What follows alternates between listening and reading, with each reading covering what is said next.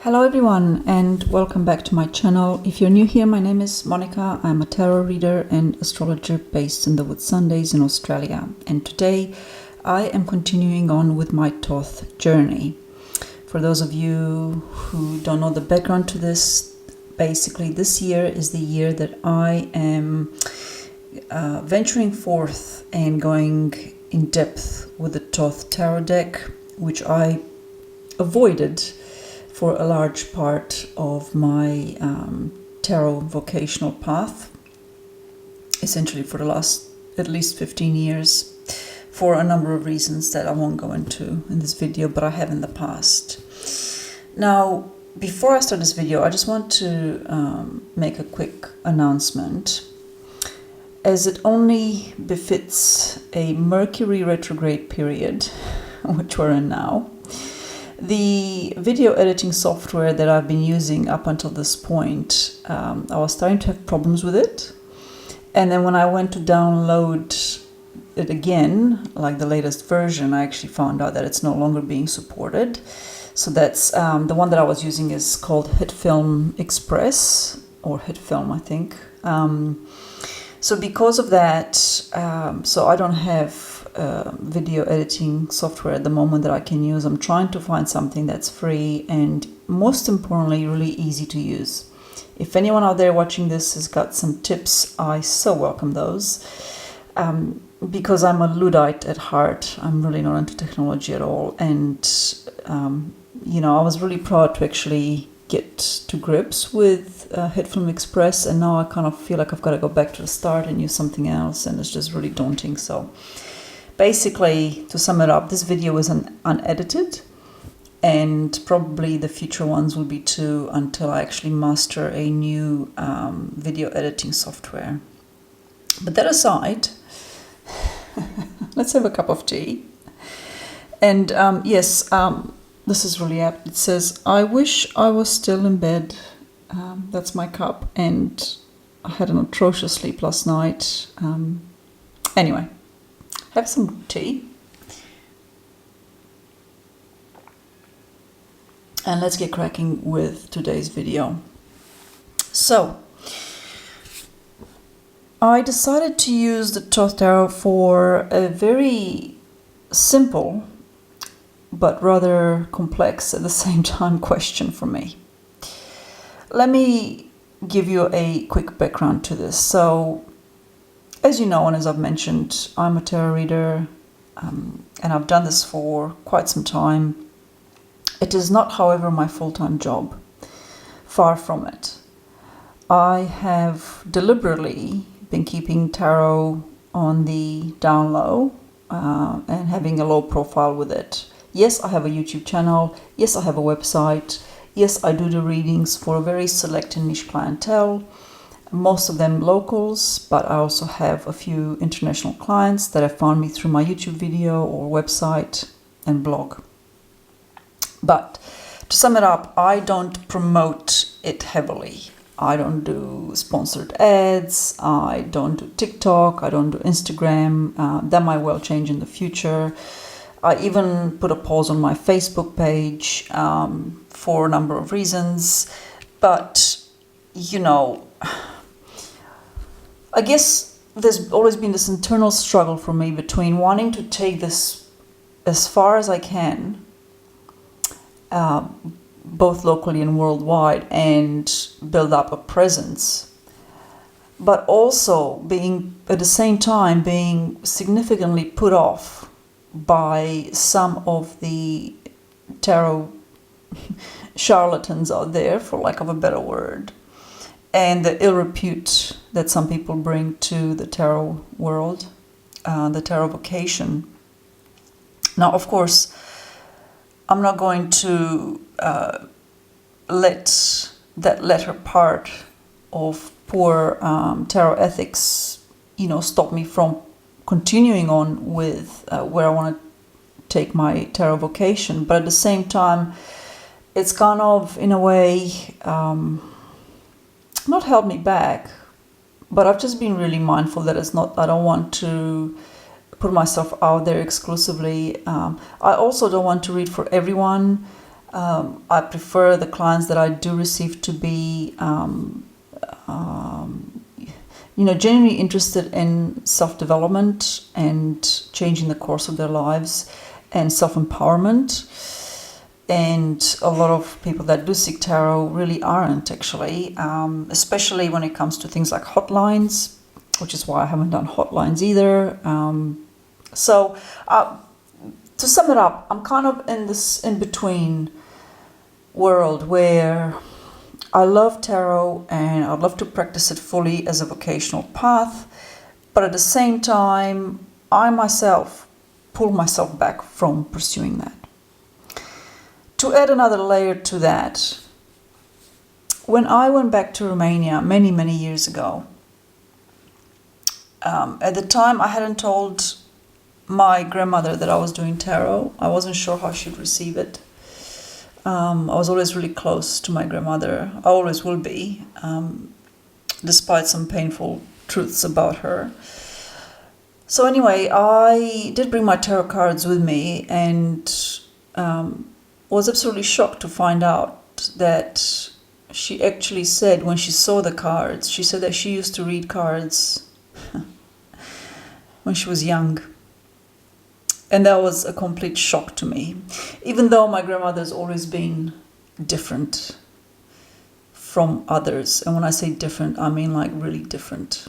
And would she have grown up in the Western culture where there's so much freedom, despite some prejudices around tarot readers, you still have the freedom and there's so much support and resources to pursue that path and the path of witchcraft and all those sort of things. I can't help but wonder what she might have done with it. And I did ask her why she didn't pursue it, and she said that basically, to sum it up, it was a combination of, how people perceive tarot readers, which in Romania is very, very negative because they're associated with gypsies, and there's a whole host of really complex cultural issues around that. And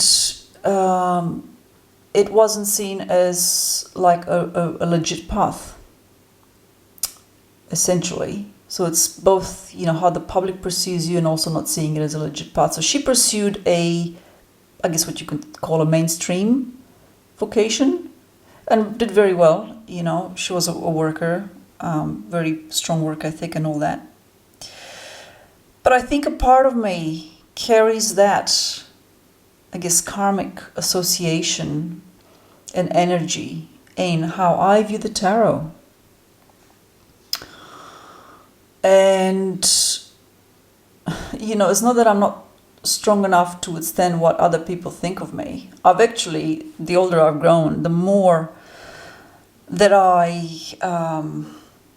prefer to say I'm a tarot reader, because it immediately sorts out the wheat from the chaff, so to speak. Right? Your friends are and who aren't. When you essentially say you're a tarot reader, you can see from what they're thinking straight away. But I guess I feel like it's like in a way a blockage, right?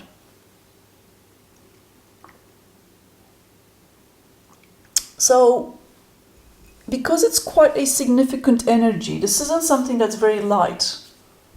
It's not easy to discuss either, and I've only just brushed on the surface of the issue. I can't even verbalize it succinctly, to be honest. It's kind of like, on one hand, yes, this is the path for me. I am astounded by the depth of tarot and its richness and its potential to help us. Even after all these years, it's just amazing. But on the other side of that coin, there's this, I just can't be bothered reading for people who have no interest in self-development and self-empowerment, who are walking around blindly and just expect things to be handed over to them on a platter without them doing any amount of self-introspection or self-work on themselves, which I know it's hard and painful. But yeah, that kind of like, I don't want to do that. I also am kind of wary of doing that and only that. So just like my grandmother, I have the other side of my work. I do part-time work in a professional realm. And I don't mind that. But I know that the older I get, the more that I feel the pull towards only one of those two paths. And like, I know that the professional work will eventually dry up for me because of age. Like it or not, that's just the reality in many, many fields of work, particularly if you're a woman. Like it or not, it doesn't matter what the policies state. What matters is the statistics out there in the real world, and what happens to people once they reach their mid-40s, 50s, mid-50s in corporate culture. So I'm really fortunate that I'm able to do part-time work at a professional, very well-paid level, but I also know that's not going to last. But even if it was going to last, to be honest, I don't want it. So anyway, I'm just giving you a very lengthy context. If you're still here with me, please bear with me. We'll get to the cards. So with that in mind, I thought, well, this is a really complex issue for me. It's been going on for years. And what better deck to put to use than the Thoth? And I asked 3 questions. Very simple. The very first question is, what is my potential as a tarot reader? And I got the 6 of Cups. Now I'm going to bring up 2 books and quote from them, because I am learning the Thoth. I want to show you what other authors say about this. But the first thing that struck me about this is that number 1, it's a minor card, and number 2, it's a card that has my life path number, number 6, and number 3, to me, the 6 of Cups is such a card of happiness and fulfillment, like deep emotional fulfillment. Coming from the Rider-Waite-Smith background, this is the card for me of soulmates, and to relate it to my question, it's about, tarot being like a soulmate for me, in terms of like vocationally. It's also the card of fond memories and happiness, okay? So that's what struck me about this one. Now, I looked up one of the books that I've got, which is Understanding Aleister Crowley's Thoth Tarot by Milo Duquette. And I'm just going to quickly show you what it says about the 6 of Cups. Okay. Which is called Pleasure, by the way. If you're new, yes, I have a Dutch tarot deck, and that's a whole different story. I've gone over it in different videos. But basically, here they talk about, the 6 of Cups obviously comes after the 4 and the 5 of Cups, which seem like bad dreams. But in the 6 of Cups, it's really a beautiful card. And the author says, this is a terrific card. Crowley agrees. And then he quotes Aleister Crowley and what he has got to say about it. Pleasure in the title of this card must be understood in its highest sense. It implies well-being, harmony of natural forces without effort or strain, ease, satisfaction. Foreign to the idea of the card is the gratification of natural or artificial desires. Yet it does represent emphatically the fulfillment of the sexual will, as shown by the ruling Sephira, planet, element, and sign. And then it talks about, if you look at the meanings for the card at the back of the book, they say that for the 6 of Cups, it's the beginning of wish, happiness, success, or enjoyment. Commencement of steady increase, gain, and pleasure, but commencement only. Also, affront, detection, knowledge, and in some instances, contention and strife arising from unwarranted self-assertion and vanity. So, overall, to me, I took this as a positive card, and because it's a minor arcana, I took this to be something that deeply fulfills me and that I can actually achieve, like it's within my ability to achieve this. It's not outside the scope to pursue a tarot path. It's not about the money for me, obviously. And I'm not saying that I don't care about that. I'm saying that it actually goes deeper than that. It's about the emotional fulfillment from pursuing the tarot vocation. Then the next card that I asked is, what is the main obstacle blocking me from attaining my potential? And here I got the moon. All right. Now this is quite significant because, of course, number one, it's a major arcana. Number two, it's a card of illusions and things not being clear. So perhaps it's kind of telling me that I need to be a bit more clear and define what it is I wish to obtain or I wish to achieve on my tarot path. Now, when I look at what the authors write about this card, I'm going to refer to Gerd Ziegler's Tarot Mirror of the Soul book, which is this one here, which is a really, really good book. And what he's got to say about the moon. Okay. Now, Ziegler keywords are final testing, wrong turns, illusion, burning of karma, interaction or struggle with the subconscious, threshold to new levels of consciousness. The moon here is the waning moon. It is in the process of diving further and deeper into the darker realms of the soul. It is the time of final and often most difficult testing. The danger of forgetting your true goal in the darkness is very great. Temptations and illusory perceptions lurk along the way, ready to lead you down the garden path. Be careful.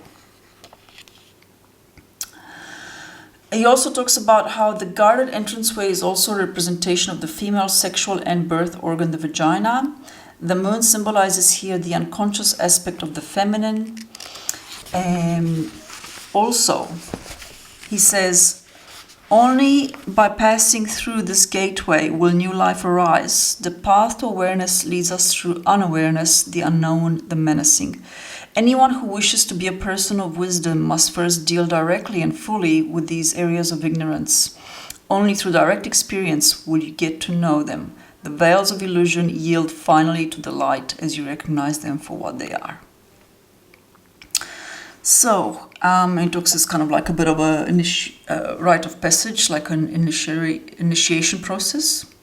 Okay, so that was really significant for me. And also, remember what I talked about, what my grandmother experienced as a card reader and the reason why she didn't pursue that path. Even though my grandmother was proper psychic, I'll say that, and I don't use that term lightly. Okay. That's a different story for another time. But yeah, many experiences with her, quite incredible. Okay, so that's the obstacle. This is the main obstacle blocking me from attaining my potential. In other words, feeling fulfilled about pursuing my tarot path, right? Feeling really strongly emotionally fulfilled about it and not being ambivalent and not seeing it in kind of like that dualistic light either. So anyhow, that's that. And the third and final card, what do I need to do in order to overcome this obstacle? And I got the devil.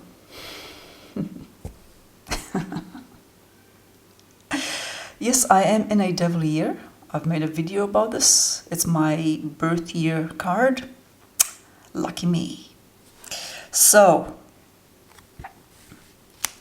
now, for me, when I talked about the devil card in the previous video I did, I might actually try and link those below in the description box, by the way, because I went through different visual representations of the devil from different decks and talked about it. And I mentioned how my favorite version of the devil is far and above the one where he's represented by Pan, the god of the wild, god of the hunt. And that is a very positive interpretation of a god who is comfortable with wild places and presides over wild places, and fertility, and the reproductive role, and there's no shame in it, and there is no fear about it. There's no fear connecting to the wild or anything like that. You can look at tarot decks like the Llewellyn deck and also the Legendary Arthurian Tarot to give you an idea of what the devil, a really positive image of the devil. But so that's what I thought when I thought about this. I thought about to overcome this, I need to really go down that path of connecting with the nature elements, the elemental beings for me, because they're very much a part of wild places and of nature, and that's something that I so want to delve into further, and I'm doing it like crumb at a time, And there are many reasons for that. It's not that I'm hesitant so much as I've got so many other commitments in life, and that I've put myself forward for. Like looking at my nails. This morning I was at the local community gardens, running a planting party there and getting my hands dirty, and having a family and volunteering for local gardens and all these things. I mean, they're things that I absolutely have always wanted in my life, and I'm grateful for, but they just don't leave much time to go off by myself for 2 weeks remotely and just commune with nature, which is to me the essence of this devil card. So anyway,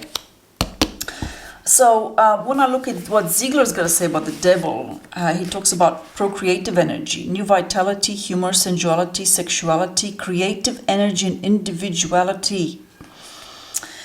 The devil is represented by the god Pan in the form of a white mountain goat with powerful twisted horns. The column behind him symbolizes the erect penis. The two globes below symbolize the testicles. This is a representation of creative energy in its most material and male aspect. In the globes, like sperm cells, are 4 female and 4 male bodies, which are bringers of the new. The tremendous powers of generation are also symbolized by the staff with a winged globe and 2 snakes, the snakes of Horus and Osiris. The phallic column reaches the upper edge of the painting. It reaches through the heavens, symbolized by the ring of the body of the star goddess Nuith. The column also reaches downward deep into the center of the earth. This connecting of Earth's center and the cosmos is a wonderful image of creative union. Anyway, he goes on and on about it, but gosh, and remember how he talked about how the moon is the imagery is representing the female reproductive system, the vagina. Well, here we've got the counterpart to that, which is the penis. So it's kind of like the obstacle is kind of like the yin, and what I need to do is the yang. So the obstacle it's about being passive. Not that being passive is a female quality, but some people would automatically see it as that. It's not, right? And the way forwards is to be more active, which I haven't been. Like, I've kind of stood back and allowed things to kind of just take place. If they happen, they happen, great. If they don't, they don't, Also, these 2 are majors, and that's a minor, okay? So, really, really big energies. The obstacle and the way forward, massive energies. Finally, the card underneath it, when I had a look, was the Queen of Swords. Very much an energy I can relate to, and very, very fierce energy related to the Queen of Swords.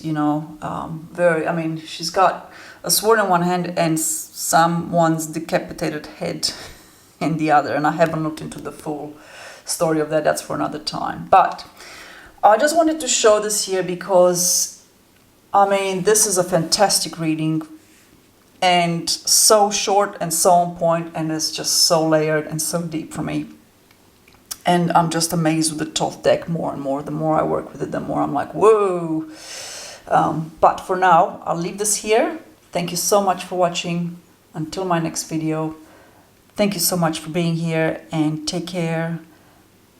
Till next time.